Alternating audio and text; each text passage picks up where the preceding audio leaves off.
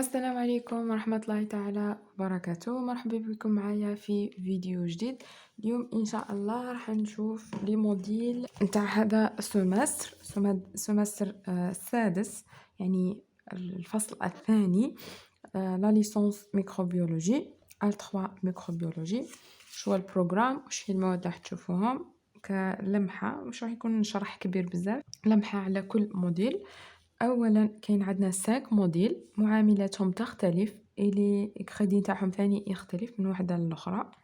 نبداو بلا ميكروبيولوجي اندستريال، ومن بعد ميكروبيولوجي دو لونفيرونمون، ميكروبيولوجي اليمونتير، تكنيك دي كونترول ميكروبيولوجيك اي بيو ستاتيك. هذو هما لي 5 موديل، واكيد راح ممكن يتغيروا، ممكن ينقص واحد، ممكن يزيد واحد، ممكن أيضا يتبدل. عموما هذا وش قرينا في الجامعة اللي قريت فيها أنا. أولا ميكروبيولوجي اندستريال مع معامل 3 كويفيسيون 3 إلي كريدي تاعها 5.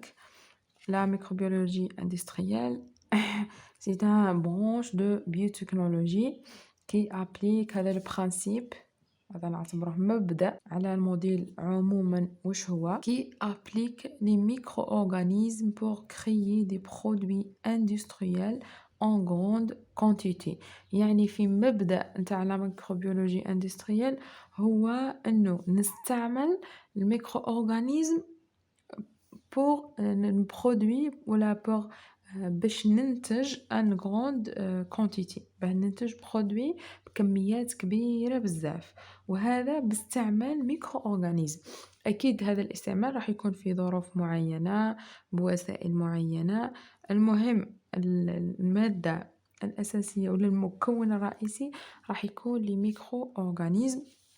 كنا قرينا في هذا الموديل براسك 4 شابيتر، مش بزاف. مع الكورونا قرينا لا كرواسونس بكتيريان، قرينا لا فيرمونطاسيون اندستريال، قرينا ايضا على شويه على الميكرو اورغانيزم، لمحه بالضبط على العوامل اللي تنمو فيها، يعني لي فاكتور دو كرواسونس، على انواع الميكرو اورغانيزم.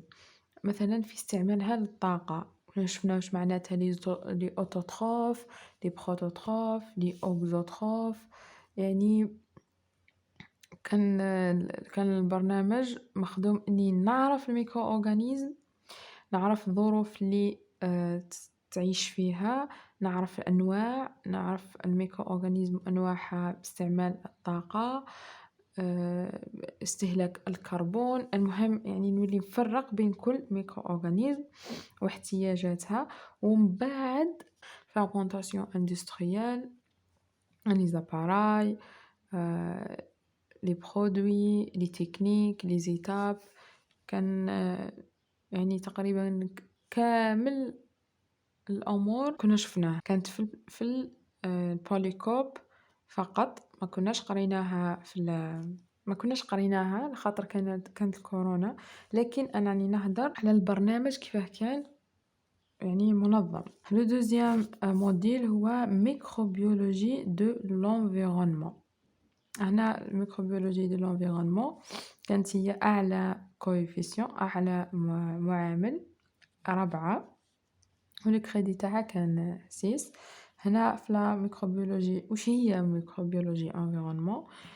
C'est l'étude des processus microbiens qui se déroulent dans les environnements naturels, l'eau, le sol et l'air, etc.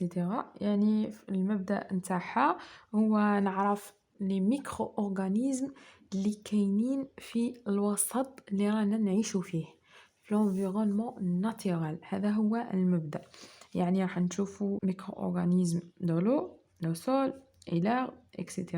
هي ليتيد دي بروسيسوس ميكروبيان اللي كاينه في l'environnement. هنا في هذا الموديل كنا بدينا باول شابيتر هو لو ميكرو اورغانيزم اللي كاينين في لو، لي تيب نتاع لو، انواع لو دوميستيك، لو دو مار، يعني هادو انواع تاع الماء.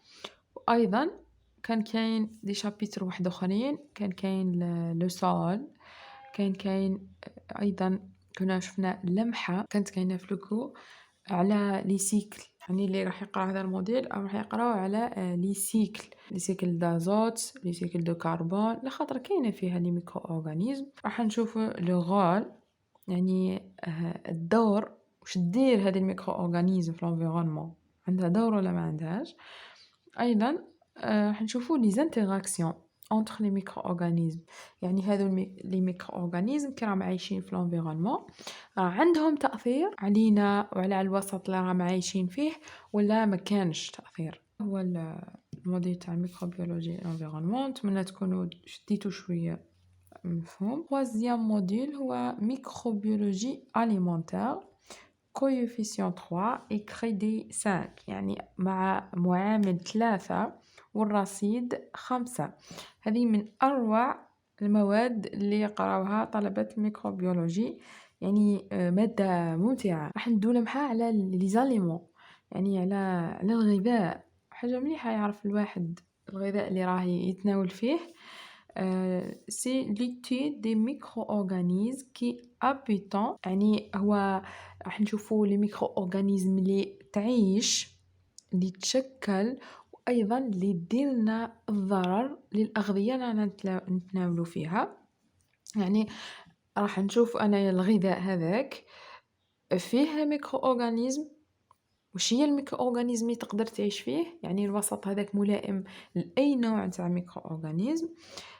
واش تشكل كي تعيش هذيك الميكرو اورغانيزم في الميكرو في الاليمون هذاك، واش راح تشكل تراكم، واش دير تعفن، تبدل اللون.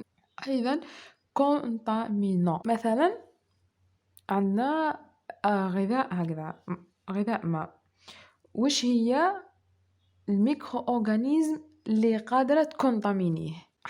نشوفوا بزاف احتمالات لي كونطامينون لي زاليمون. كنا بدينا هذا الموديل لكن خسارة ما كملناش.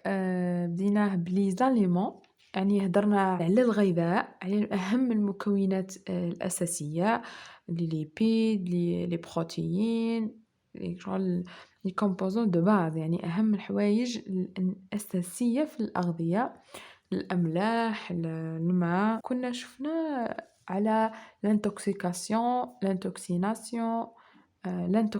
alimentaire، يعني كاين واحد الفرق بين كل وحده، هو فرق طفيف، يعني صعيب انه يفرقوا الواحد، لكن ان شاء الله لما نديروا هذاك الفيديو تولوا تفرقوا بيناتهم. ايضا من بعد قرينا على لي ميكرو اورغانيزم اللي يدير لا كونطاميناسيون، يعني اللي يدير لي مالادي، سيرتو لي مالادي غراف.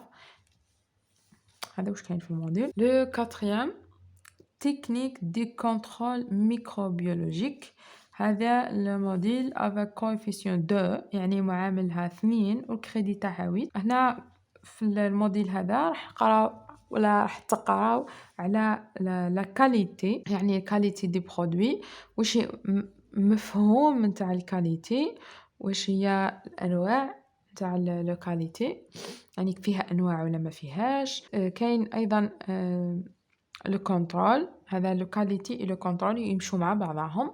لي تكنيك دو كونترول، الكونترول هذا مهم ولا ماهوش مهم، كاين فيه انواع ولا ما فيه وقت. كاين الكونترول هذا نديرو على كامل الاغذيه، ولا الكونترول ميكروبيولوجيك نديرو على كامل الاغذيه ولا على نص ولا ما نديروش. يعني لا كاليتي لو كونترول هذا يكونوا بروش وراح تقراهم لي دو. لما نكمل لا كاليتي اي لو كونترول راح نشوف لي شانتيون. اولا واش هي لي شانتيون اللي راح انايا نعينها ولا نهز منها. ثانيا واش هما لي زيتاب ولا لي تكنيك اللي لازم نستعملهم بان انا هذيك لي شانتيون نحافظ عليها كما الوسط اللي كانت فيه. هذا ايضا هذا كور يهضر لك على اهم لي زيتاب اللي لازم نحترمها باه لي شانتيون ما تخسرش، تبقى كيما الوسط اللي كانت فيه. ومن بعد نشوفوا لو ترونسبور دي شانتيون. لي شانتيون هذيك اكيد راح ننقلها للمخبر ولا راح ننقلها يعني لمكان اخر، مانيش راح نخليها في المكان اللي هزيتها منه. راح نشوفو لو ترونسبور نتاع ليشانتيون، يعني أهم الحوايج اللي لازم عليا نحترمها، مثلًا درجة الحرارة، الوقت، درجة البرودة، كل إيشانتيون عندها شروط نتاعها، راح نقراهم باش نحافظ عليها. هذا هو الموديل. آخر موديل هو لا بيوستاتيك. البيوستاتيك هذه هو علم الإحصاء، علم الإحصاء الحيوي، يعني لا باز هو علم الإحصاء appliqué sur la biologie sur la bio. لو كويفيسيون تاعها واحد ماهوش بزاف.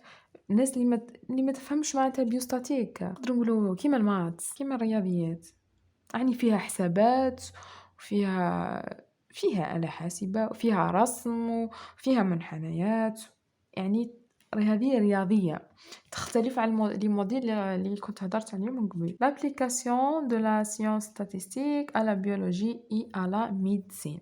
exemple شفنا la statistique descriptive، تعريف تاع population، تعريف تاع الكاركتير، l'échantillon، continu discontinue، كيفاه نرسم كل وحدة عندها منحنى يعبر عليها، le médian، le mode إلى غير ذلك.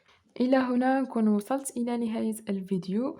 أي تساؤل ولا أي سؤال ممكن تحطوه في تعليق نقدر نجاوب عليه، أو تبعثوه عبر الانستغرام لأني حطيته في صندوق الوصف. وإلى فيديو آخر إن شاء الله.